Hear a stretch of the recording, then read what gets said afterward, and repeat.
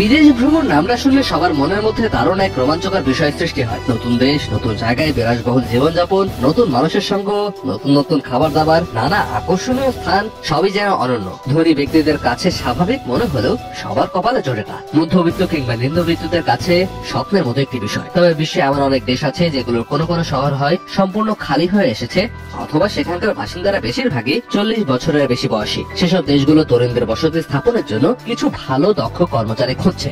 বিভিন্ন পেশায় পারদর্শী কর্মীর প্রয়োজন বিধায় তাদের আকর্ষণ করতে দুর্দান্ত সব পদ্ধতি নিয়ে এসেছে এসব দেশের সরকার। আপনিও চাইলে এই 8টি দেশে যাওয়ার পরিকল্পনা করতে পারেন। চলুন এই 8টি দেশের বিস্তারিত তথ্য জেনে নিই। প্রথমে রয়েছে গ্রিসের দ্বীপ অ্যান্টিকিথেরা, যেখানে মাত্র 50 জনেরও কম লোক বাস করে। এই দ্বীপে গিয়ে সেখানে জনসংখ্যা বাড়াতে যারা সাহায্য করবেন তাদেরকে 3 বছরের জন্য গ্রিক অর্থোডক্স চার্চ প্রায় 45,241 টাকা মাসিক উপবৃত্তি প্রদান করবে এবং চার্চে আপনাকে বসতি স্থাপন করতে সাহায্য করবে। দ্বিতীয় দেশ আয়ারল্যান্ড। সম্প্রতি দেশটির সরকার আইরিশ স্টার্টআপ উদ্যোক্তা প্রোগ্রাম নামে একটি প্রোগ্রাম চালু করেছে। এই প্রোগ্রামের আওতাধীন আবেদনকারীকে $41,56,622 পর্যন্ত অর্থ এবং 1 বছরের ভিসা প্রদান করবে। যদি আবেদন করে নির্বাচিত হন তবে এসব পাবেন। শুধু তাই নয়, আয়ারল্যান্ডে বসবাস ও কাজ করার সুযোগও পাবেন। তৃতীয় দেশ ইতালি, যেখানে ইনভেস্ট ইওর ট্যালেন্ট প্রোগ্রাম নামে একটি প্রোগ্রাম পরিচালনা করছে দেশের সরকার। এখানে গবেষণা করতে চাওয়া ছাত্র ও গবেষকদের অর্থ প্রদান করা হবে। প্রোগ্রামটি 8,31,324 টাকা পর্যন্ত অর্থায়নের পাশাপাশি 1 বছরের ভিসা প্রদান করবে। শুধু তাই নয়, ইতালি জনবিরল শহর ক্যান্ডেলাতেও এমন একটি কর্মসূচি চালু করা হয়েছে।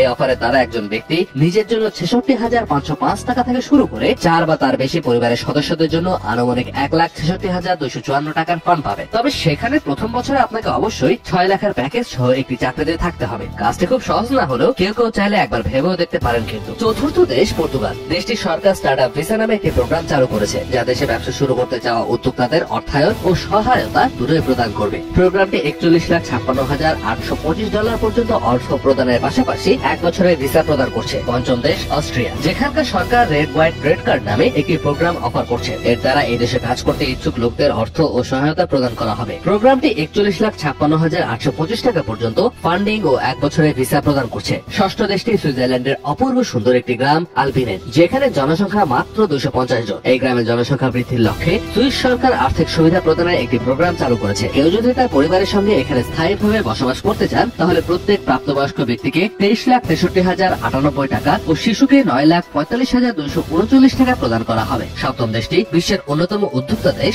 ডেনমার্ক। এখানে সরকার স্টার্টআপ ডেনমার্ক প্রোগ্রাম নামে একটি প্রোগ্রাম চালায়, যা দেশে ব্যবসা শুরু করতে চাওয়া উদ্যোক্তাদের অর্থায়ন ও সহায়তা প্রদান করে। প্রোগ্রামটি 41,56,825 টাকা পর্যন্ত তহবিল ও 1 বছরের ভিসা প্রদান করে থাকে। এবং সর্বশেষ অষ্টম দেশটি হলো স্পেনের পোঙ্গা শহর। স্প্যানিশ সরকার এন্টারপ্রেনিয়র ভিসা নামে একটি প্রোগ্রাম চালায়, যা দেশে ব্যবসা শুরু করতে চাওয়া উদ্যোক্তাদের অর্থ ও সহায়তা উভয় প্রদান করে। প্রোগ্রামটি $50,000 পর্যন্ত অর্থায়নের পাশাপাশি 1 বছরের ভিসা প্রদান করে থাকে।